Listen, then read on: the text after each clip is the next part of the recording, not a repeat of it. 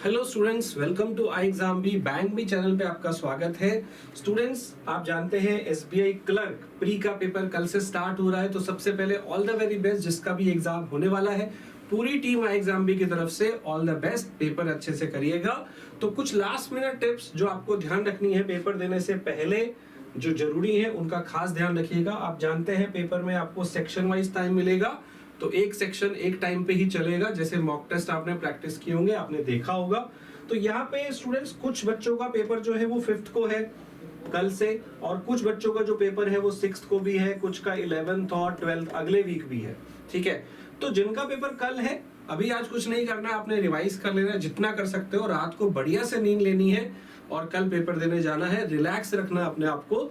जिनका पेपर कल परसों है वो कल अच्छे से प्रैक्टिस कर ले थोड़ी और जिनका अगले वीक है उनके पास एक हफ्ता है और ज्यादा प्रैक्टिस आप कर सकते हो, आपके पास प्लस पॉइंट है।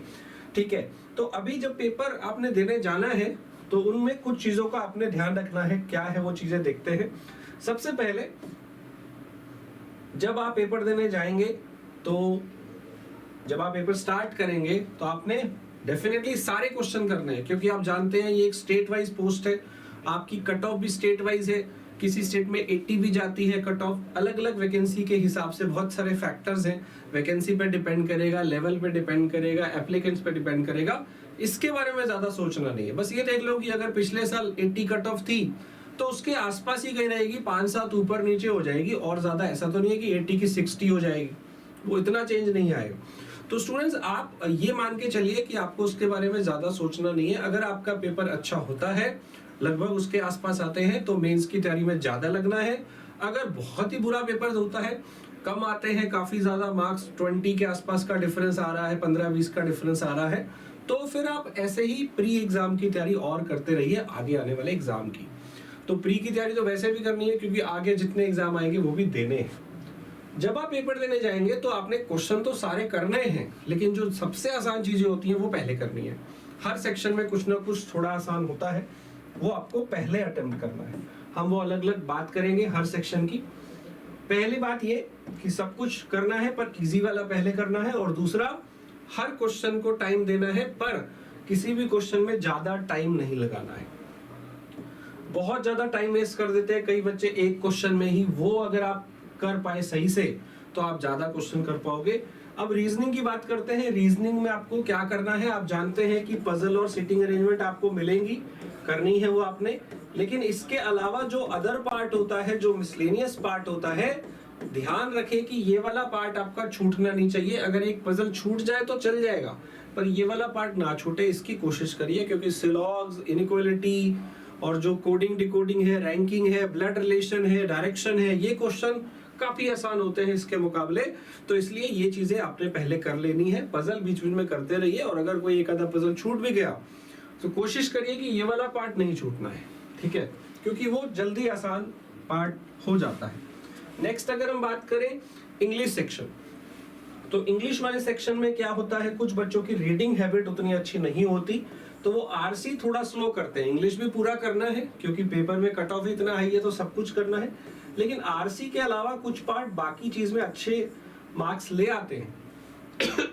तो ये वाली चीज आपको पहले करनी है।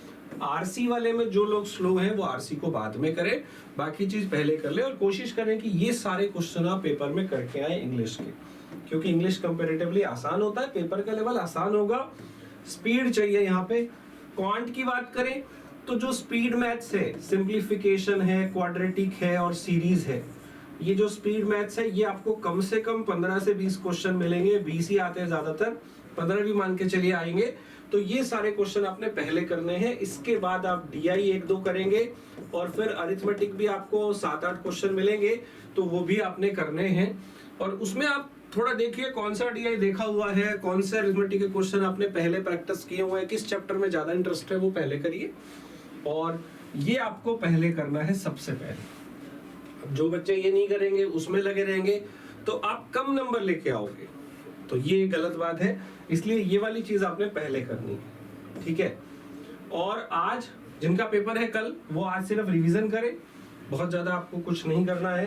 बाकी लोग अपनी प्रैक्टिस चालू रखें, और जिनका पेपर है आराम से सोइएगा। अगर नींद अच्छी होगी तो अगली सुबह अच्छे से काम कर पाओगे। कुछ लोग टेंशन में, पैनिक में आ जाते हैं, उन्हें नींद ही नहीं आती है सारी रात, तो पेपर अच्छा नहीं होगा। इस चीज का ध्यान रखिए। तो बढ़िया से नींद लीजिए आज, और कल जो आपका पेपर है उससे पहले आप थोड़ी सी एक्सरसाइज करिए, ब्रीदिंग एक्सरसाइज, ताकि आप टाइम पे ताकि आप अच्छे से परफॉर्म कर पाए। इसके अलावा वहां पे आपको टाइम से पहुंचना है, सारे डॉक्यूमेंट लेके जाने हैं। 15 मिनट पहले पहुंच जाएंगे तो कोई बात नहीं है, लेकिन आप फ्रेश रहेंगे, राइट, पैनिक में नहीं रहेंगे। डॉक्यूमेंट लेके जाने हैं, जो आपका आधार कार्ड है, जो भी आईडी प्रूफ है, और जो आपको प्रिंट आउट लेके जाना है, एडमिट कार्ड, फोटो लेके जानी है, ये सब चीजें पहले से तैयार करके रखिए। और सबसे बढ़िया बात है, अपने अंदर कॉन्फिडेंस रखिए। कॉन्फिडेंस होगा तो पेपर अच्छे से करके आएंगे। सो इतना ही था मेरी तरफ से। All the very best students for your exam. And हमारे किसी भी चैनल में आप जुड़े हैं तो प्लीज हमें अटेम्प्ट्स अपने बताइएगा।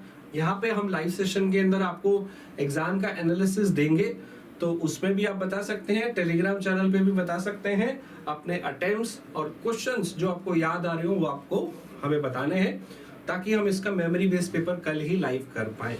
सो all the very best students, panic नहीं होना है, अच्छे से पेपर देना है, राइट। IExamB के free mock test, previous year paper free में मिलते हैं, उन्हें प्रैक्टिस करते रहिए। जिनका भी आगे एग्जाम है, जिनका कल है, उनको अभी कुछ नहीं करना है, अभी सिर्फ रेस्ट करना है, थोड़ी बहुत रिवीजन कर लीजिए, right. So all the very best. हमें जरूर बताइएगा आपका अटेम्प्ट कैसा रहा। टीम IExamB की तरफ से अगेन आपको शुभकामनाएं। Thank you.